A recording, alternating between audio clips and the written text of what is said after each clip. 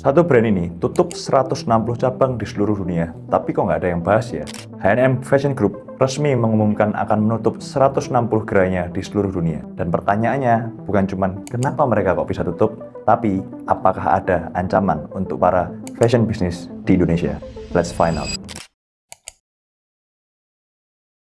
Sebelum kita bahas kenapa H&M bisa tutup, kita perlu tahu siapa sih H&M itu. H&M sendiri adalah salah satu fashion yang berdiri sejak tahun 1947 di Swedia. Berawal dari sebuah fashion yang fokus pada pakaian wanita, hingga beberapa dekade bisa bertumbuh sampai dengan ribuan outlet di seluruh dunia. Awalnya cuma satu toko pakaian wanita, tapi dalam beberapa dekade mereka berhasil membangun ribuan cabang di seluruh dunia. Dan di puncaknya, tahun 2019, H&M Group berhasil mengoperasikan lebih dari 5.000 gerai di seluruh dunia, dari New York sampai dengan Jakarta. Revenue tahunannya tidak main-main, lebih dari 22 miliar dolar. Tapi sejak tahun 2019 sampai 2026, hampir 1.000 gerai yang mereka sudah bangun ditutup, dan tahun 2026 ini mereka resmi mengumumkan akan menutup 160 gerai di seluruh dunia.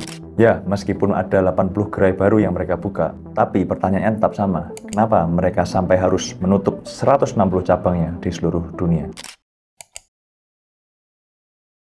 Biar kita paham kenapa H&M sampai harus menutup cabangnya sebanyak itu, kita perlu tahu tekanan yang dihadapi H&M secara bersamaan. Di era 2010-an, strategi H&M sangat sederhana. Buka sebanyak mungkin gerai, ada mall baru, masuk. Ada kota yang sedang berkembang, buka cabang. Logikanya, makin banyak toko, makin banyak penjualan di seluruh dunia. Tapi yang terjadi, banyak dari gerai itu tidak cukup produktif. Biaya sewa tinggi, traffic offline menurun, dan beberapa lokasi justru saling kanibal satu sama lain. Dan paling parahnya, mereka telah menyadari juga bahwa perilaku belanja konsumen sudah berubah sejak tahun 2020 hingga sekarang.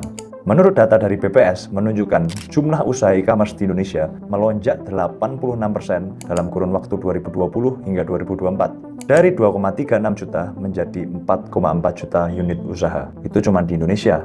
Apa kabar yang ada di seluruh dunia? Konsumen makin terbiasa belanja di depan layar. Tinggal scroll, klik, langsung bayar. Selesai. Tambah dengan masifnya budaya live shopping hingga tahun sekarang ini. H&M juga punya channel online. Tapi saat mereka mulai menutup gerai, penjualan online mereka tertinggal jauh dan mereka kesusahan untuk menutupi gap antara penjualan online dengan offline. Oke, kita sudah tahu kenapa kan sekarang. Penjualan offline sudah menurun, penjualan online belum siap. Tapi kayaknya nggak afdol kalau kita nggak tahu siapa pelaku utama di balik tutupnya ratusan gerai H&M di seluruh dunia. Kalau kalian tahu, brand ini dulu pernah ada di Indonesia pada tahun 2018. Beroperasi 3 tahun, lalu setelah itu tutup. Bukan karena bangkrut, tapi brand ini berhasil bikin bangkrut para pelaku fashion UMKM. Namanya adalah Shein. Shein sendiri adalah brand fashion asal Cina yang sepenuhnya online, tanpa satu toko fisik dan harganya nggak main-main. Rata-rata satu produk Shein dijual di harga 60.000 sampai dengan 300.000. Hampir 2 kali lipat lebih murah daripada H&M. Bukan cuma itu, kita tahu bahwa Cina ini sangat terkenal dengan speed production dan cost efficiency. Dan Shein bisa produksi model baru cuma dalam kurang dari 10 hari sejak pertama kali tren itu muncul. Di lain sisi, H&M butuh 2 kali lipat untuk proses produksinya, which is sangat lambat, dan ini sangat krusial dalam bisnis ultra fast fashion. Hasilnya, di 2021, Shein sudah menguasai 28% pasar fast fashion di Amerika, mengalahkan H&M yang cuma 20%. Bahkan, per data terbaru ini, Shein sudah berhasil menguasai 50% dari pasar fast fashion di seluruh dunia, mengalahkan Zara dan H&M Group. Sekarang, pertanyaannya makin menarik. Kalau H&M tahu kapal mereka bocor dan akan karam, kira-kira strategi apa yang akan H&M lakukan?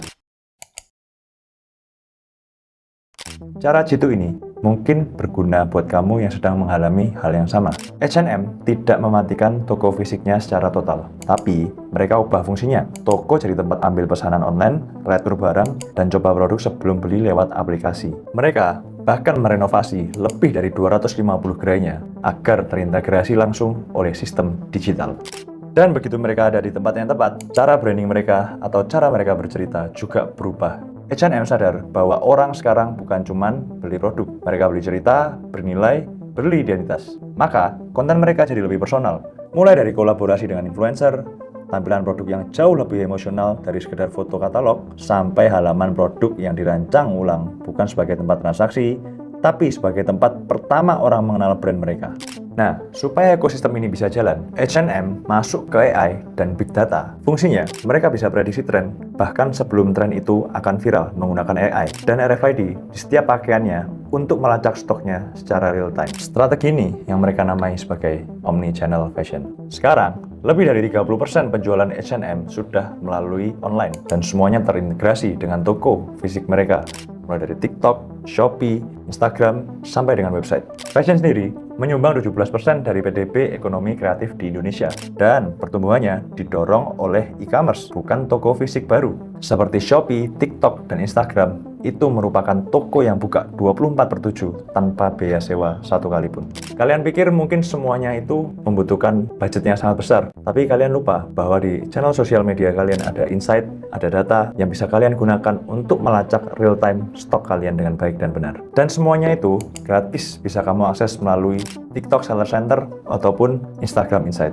Prinsipnya di sini adalah berhenti menebak dan mulai membaca dengan data agar kalian bisa menentukan strategi mana yang paling tepat untuk bisnis kalian. Buat kamu, pertanyaannya bukan masalah tokonya tutup atau tidak, tapi apakah toko fisikmu ini masih bekerja sendirian atau sudah menjadi bagian dalam integrasi digital? Karena seberapapun banyak toko offline yang kamu punya, tidak akan berguna kalau tidak ada yang tahu satupun bahwa tokomu ada di dunia digital.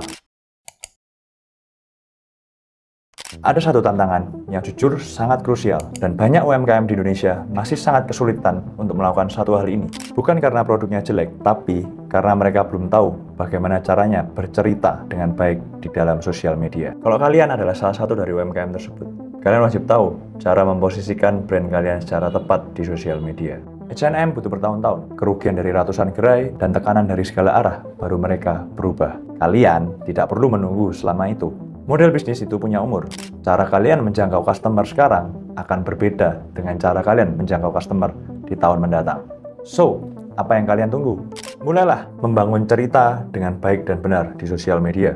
Kalian mau brand kalian dipandang seperti apa? Tergantung dari cerita yang kalian buat di dunia digital. Kalau video ini bikin kalian mikir, jangan lupa support dengan hit button subscribe dan share ke teman kalian. See you on the next video.